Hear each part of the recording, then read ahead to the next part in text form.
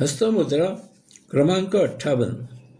डाव्या आणि उजव्या हाताच्या चारी बोटांचे अग्रभाग आणि मनगटाच्या बाजूकडील तळ हाताचा आपल्या अंगाच्या विरुद्ध बाजूकडील सुरुवातीचा भाग एकमेकांना जोडा. दोन्ही अंगठे तर्जनीच्या सुरुवातीच्या भागावर ठेवा. अशा प्रकारे हातांची ओंजळ तयार होईल. या ओंजळीच्या खाली पांढरा रुमाल ठेवा. ओंजळीच्या मधल्या भागात ज्योतीचा पत्त्यातील चौकटाचा आकार तयार होईल. तो पांढऱ्या रुमालावर उठून दिसत असेल.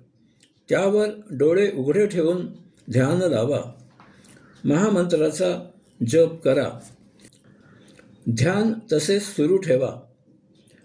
हळूहळू ही पांढरी ज्योत वर ओंजळीत उचलून येईल. थोड्या वेळाने जप करणे बंद करा. तथापि ध्यान तसेच सुरू ठेवा. हळूहळू ही पांढरी ज्योत वर ओंजळीत उचलून येईल. ओंजळ मिटा, डोळे मिटा. वेळ असेल त्याप्रमाणे ध्यानस्थ बसा. ध्यानामधून व्युत्थान झाल्यावर ओंजळ सोडा.